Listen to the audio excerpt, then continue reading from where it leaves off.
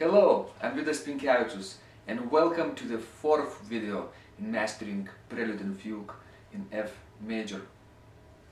And before we start practicing today, let's review the steps that you need to make before practicing, okay? We need to repeat a few times. I recommend 3 times these fragments you mastered on day 1, 2 and 3. Basically, this beginning episode.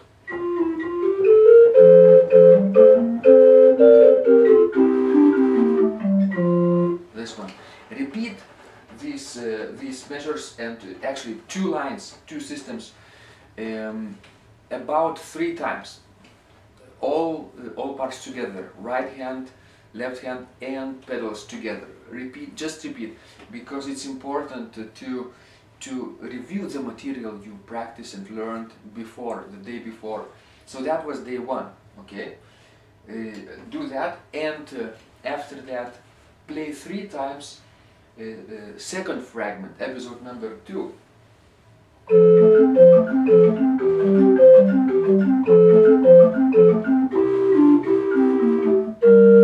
This one, okay?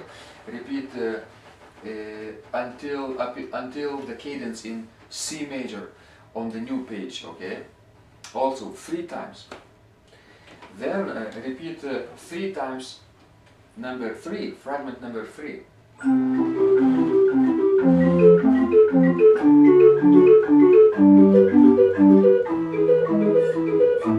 This one, okay? Since you are still practicing and learning this piece and it's still fresh, don't worry if you make mistakes by playing longer phrases like 8 or 10 measures in a row. I recommend you still play 4 to 6 measures at a time and stop and go back and repeat the second time, and then the third time, the same 4 measure phrase. We did that the day before, okay? Just repeat 3 times episode 1, episode 2 and episode 3. Then, since the ending of the prelude is exact repetition of the beginning,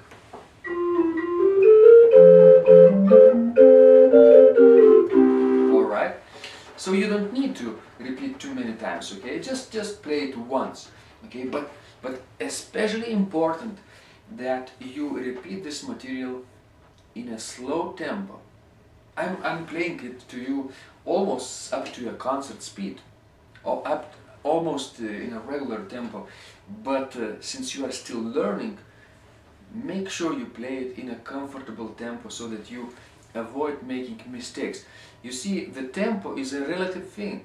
It will happen easily. You will be able to play up to tempo very easily, but first you have to learn to play very slowly and comfortably.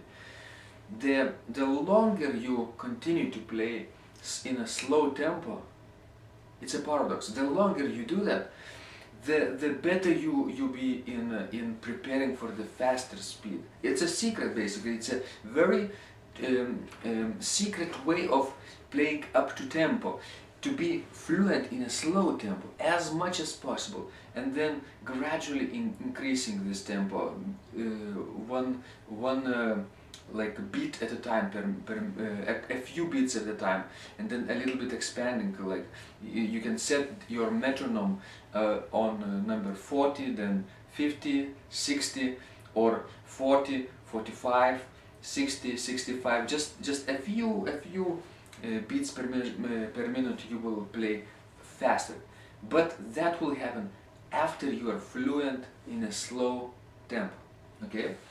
So we repeated the material we practiced on day 3, and we learned the basic musical ideas and text of the prelude, and today we are ready to start learning the fugue. It's an exciting fugue, as you know, and it has 4 voices, and it's a fast tempo fugue.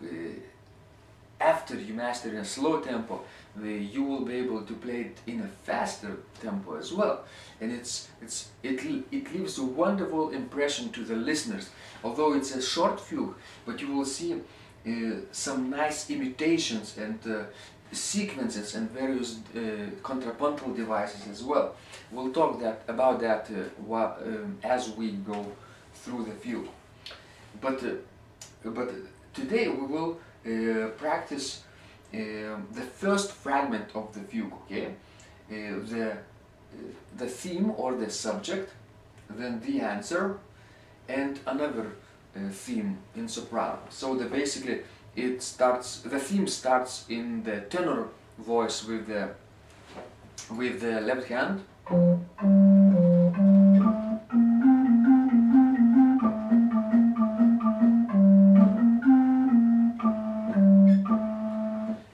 Stop here, right here.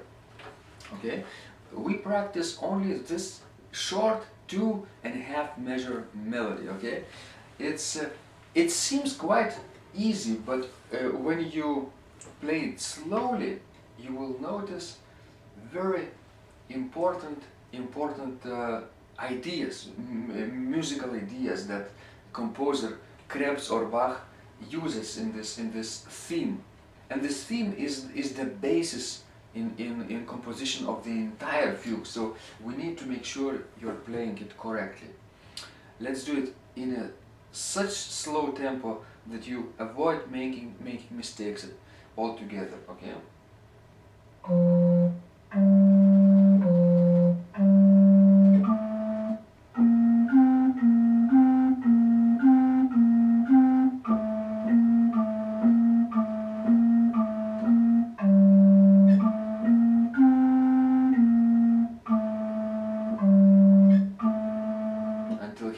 That's a nice subject, and you need to play it slowly with articulated legato. We talked about that earlier, with small spaces between each note.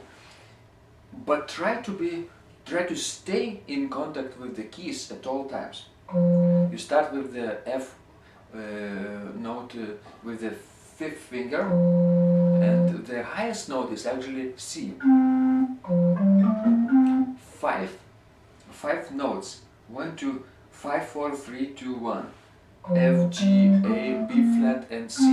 Basically, that's the structure of this subject, and we use all 5 fingers for this.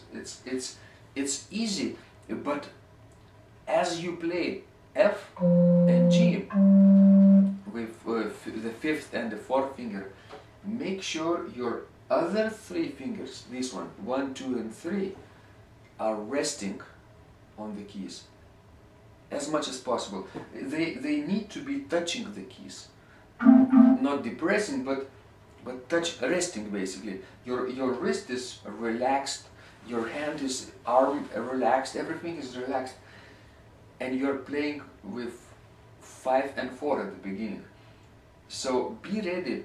Place it's finger preparation basically. Remember, we talked about pedal preparation the other day, when you prepare your feet in advance for the next note, right at the moment you release the previous note, okay? So the same is right here with the hand. You play a few pitches, but the other fingers are ready, okay? Like that. And then what happens? Not only you play, you should play in articulated legato manner with small spaces in between each note, but also you need to emphasize the meter. And let's talk about this meter, okay, for a few seconds. The meter is C. C at the beginning of this fugue means common meter. C means 4/4 meter. Basically, 4 quarter notes are in each and every measure if you count these, okay? And the subject or the theme does not start on the downbeat, on the first beat, but on the second half of the second beat, okay? Like that. 1, 2, and 3, and 4, and it's really important that you count out loud, even especially at the beginning stages. 1 and 2 and 3 and 4 and 1. And notice what I did. I played these stronger beats louder and weaker beats softer. Well, you could ask me, how do you do that on the organ, since the action of the organ does not allow the difference in volume, okay? Just by adding the stop, okay, you can do dynamics, okay, most of the time.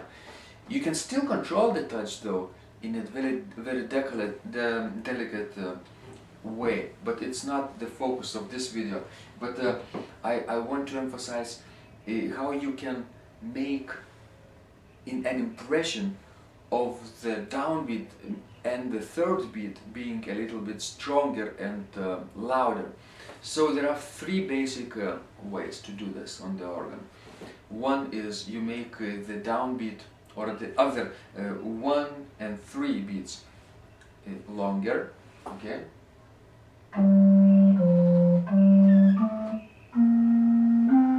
Like that, longer. The second is you make the weaker beats softer, okay, and shorter at the same time. The pickup, the very first eighth note is shorter. If we do an opposite, it's exact the opposite of effect. Then the F note becomes a downbeat. Look at this.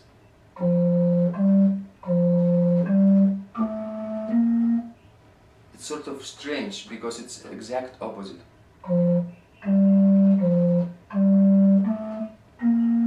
If you just shorten every other note, you automatically create a feeling of the pulse, okay?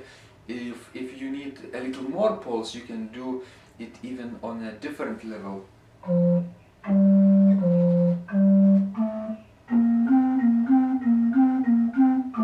What I did is I made the third and the first beat longer and the second and the fourth beat shorter, and that is an ideal way to feel the pulse and feel the alternation of the strong and weak beats in the Baroque music. Okay, so play this subject with the left hand in a very slow tempo, 10 times. Okay, aim for the accuracy in notes, fingers, in rhythm, articulation, and there is no ornaments involved in this. So after you do that, you're ready to take the next short fragment of 3 measures, basically 3.5 measures until the entrance of another subject in soprano. So the next thing you have to do after repeating the first theme in the left hand. Now let's do the answer. The answer is basically a theme which is transposed up a fifth into the key of the dominant, or down a fourth, basically. If in the left hand you had F and G, now the alto voice enters on the C and D. And the F and G were the first and second scale degrees of the F major scale. F and G, right? And the beginning of the answer is exact transposition. C and D are the first and the second scale degrees of the dominant key, or the C major scale, okay? Fifth scale degree.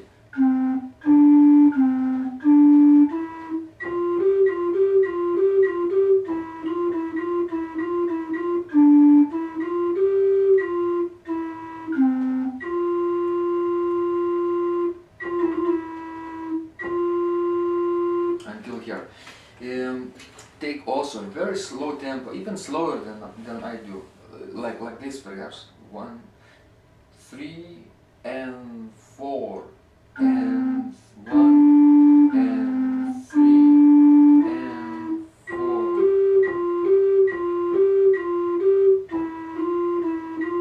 Like that, okay? Also repeat it 10 times. 10 times. Aim for this accuracy in notes, rhythm, fingering, articulation, and remember to keep all the fingers in contact with the keys at all times, the right hand. And when you do that, just take a look at the last page of the composition, the beginning of the first measure.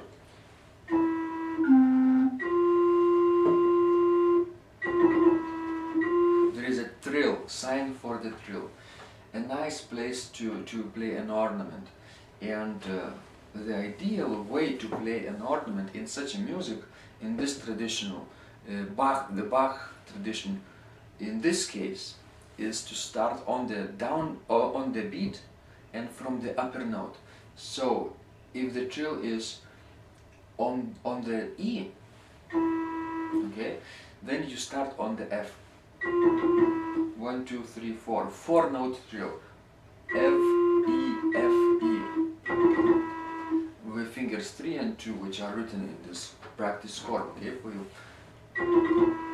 But make sure you play this ornament on the beat. Do not start before the beat. Sometimes people do this mistake. 1, dun, dun. That's not correct. You need to start on the beat, on this very beat. Like that, okay? Not end on the beat, but start on the beat, okay? So repeat this right hand part 10 times with the ideal articulation, and also feel the alternation of strong and weak beats.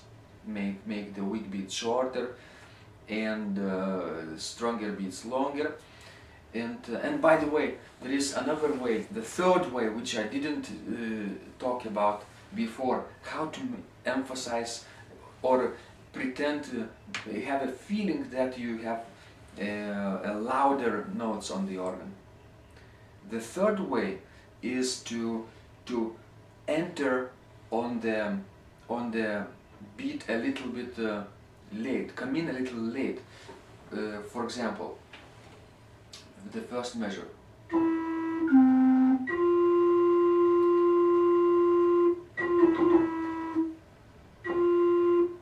Notice how I did 1, 2, and 3, and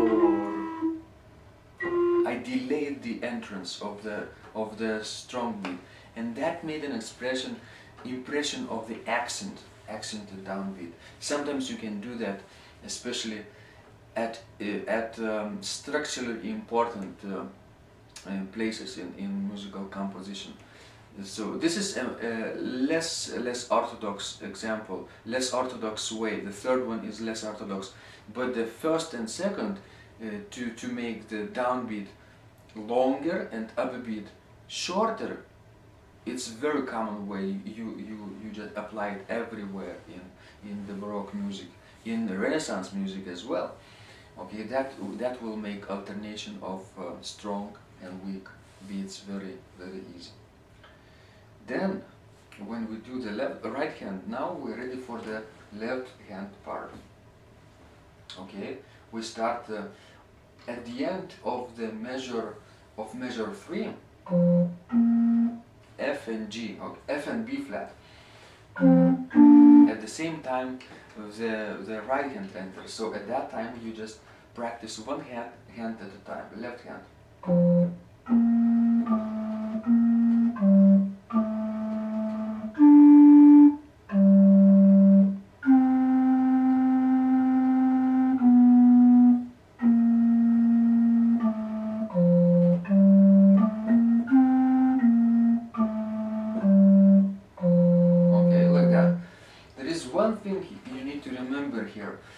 at the last measure of this second page, there is a rhythmic device called syncopation. I remember we talked about hemiola in the prelude, when you have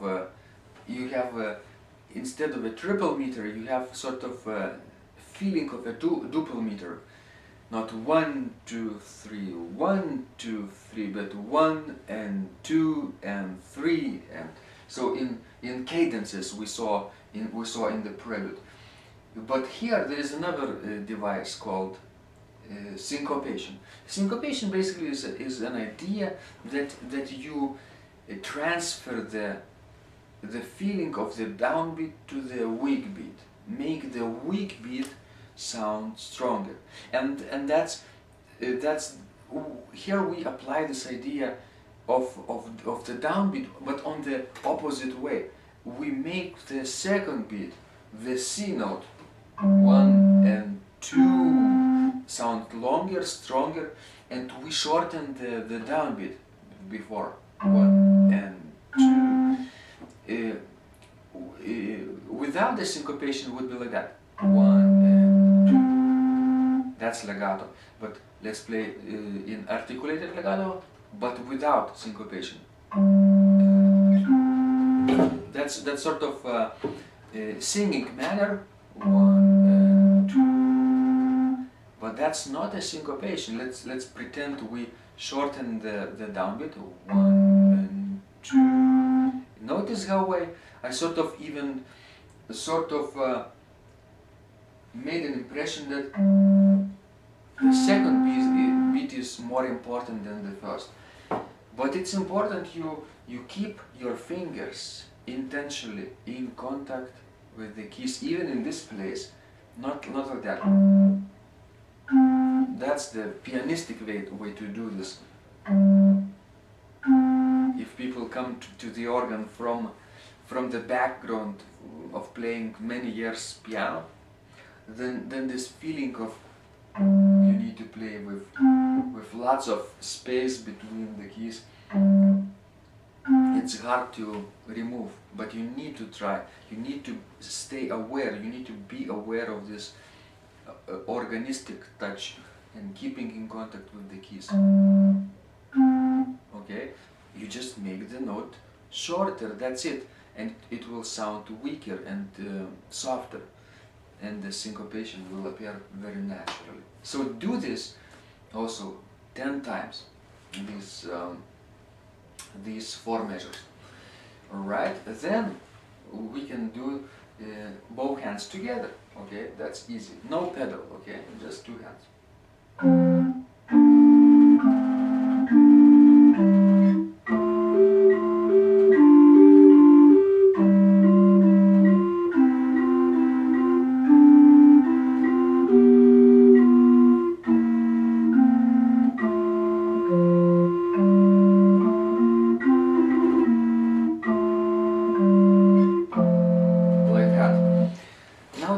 Tricky space, place when you combine both hands together here.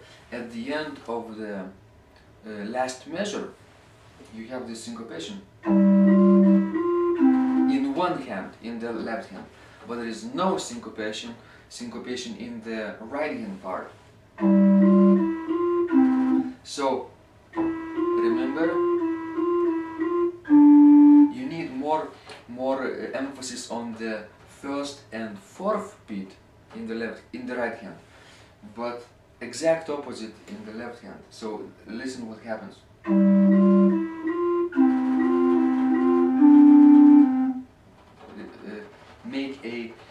Shorten this G by a half value.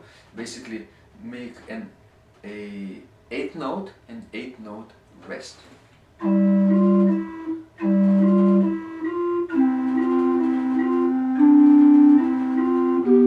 But after the syncopation,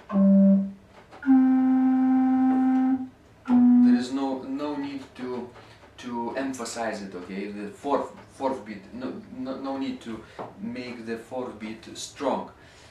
1, 2, 3, 4. sort of connected to the longer note, to the C.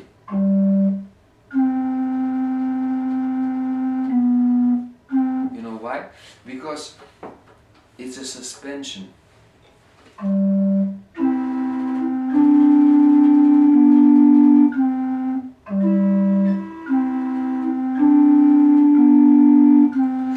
This is a typical Baroque suspension.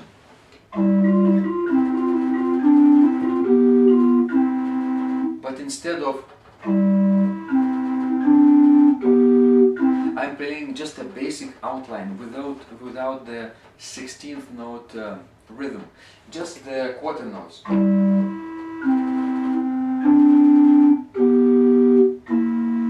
Then suspension, real suspension would be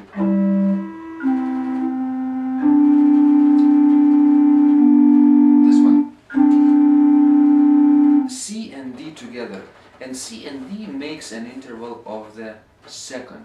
And second is a very sharp sounding interval. And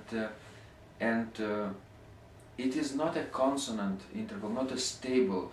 We need to resolve this into the third. So downward motion, up, down a step, half step, C, B, okay? So this resolution of B needs to be softer, always softer. Therefore, no need to emphasize the B natural like that, okay? This is the basic idea of the suspension. The beginning of the dissonant is important, syncopated, and then the ending is soft, resolved. Okay. All right, let's take a look at the next theme in the soprano. We articulate also in the same way as we did in the beginning with the theme and the answer. Now in the soprano, upbeat, strong, weak, weak.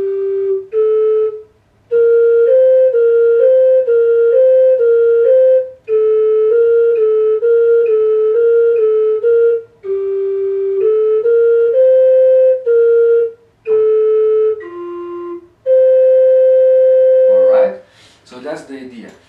Repeat it 10 times, and then what happens? You play the middle voices, alto and tenor separate. Okay, let's do the alto first.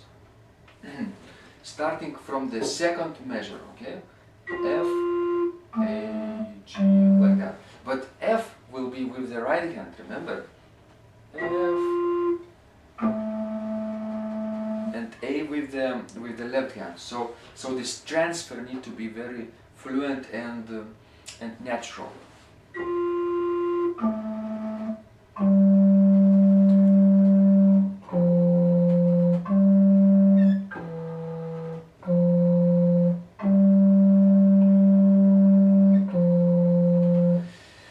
Although this is not a complicated piece, not a place, you need to play separate voices always to make sure you play each voice independently in independent rhythm.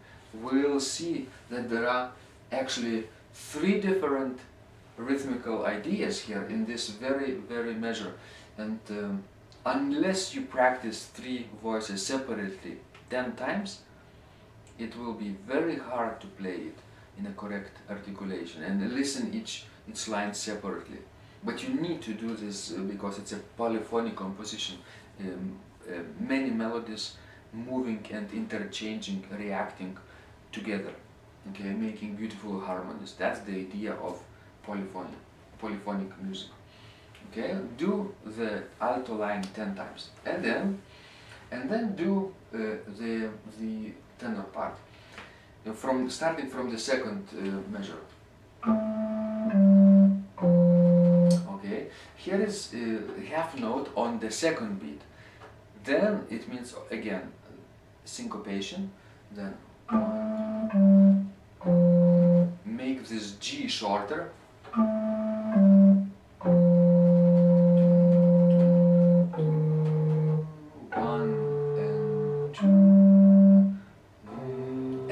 second syncopation.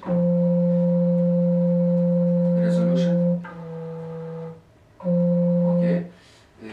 The middle, in the middle of the third measure of this line, the lowest part.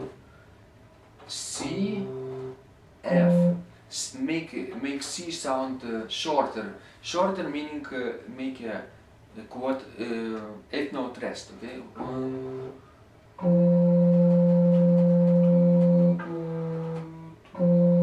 like that. And now do this 10 times very slowly. Also observing correct fingering, articulation, rhythm, notes, and then let's do 2 parts together. Starting from the second measure of this last page, okay? Starts alto and then enters soprano.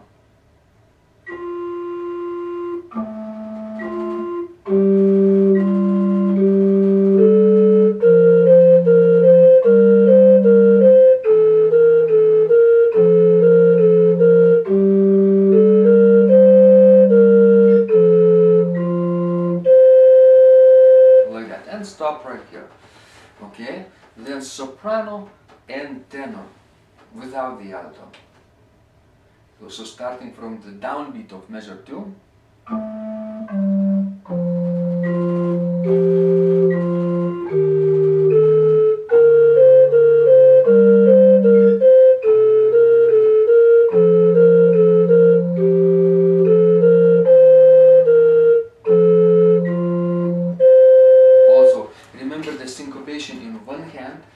Syncopation in another hand, and do this combination also 10 times as always. Okay, then no soprano, just the left hand, the alto and tenor part.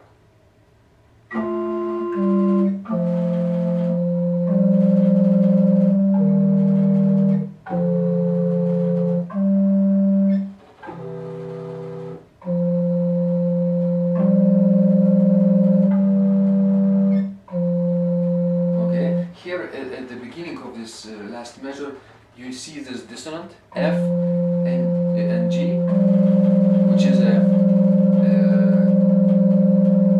major second, interval of the major second. Okay, and then it resolves to the third. It's called 2 to 3 suspension. 2, 3, okay, second, third, and second is dissonant, and the third is consonant, sort of resolution, and we need to feel this. Okay, one more time. Starting from the third beat, third measure. Syncopation, strong beat, the dissonant, the resolution, and unison on the third beat of this measure. Okay, do this 10 times. And if you did this diligently, now you can take all 3 parts together. Very slowly though, very slowly, very carefully.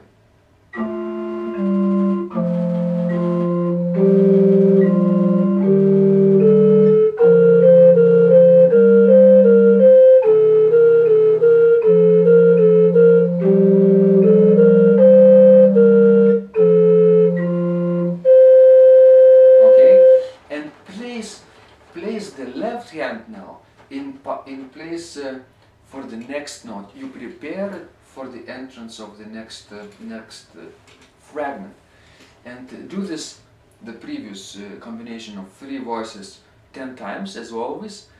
And now you're ready to take a rest, and we repeated this and learned this thoroughly, and after these 10 repetitions we come back tomorrow, okay, and practice the next fragment.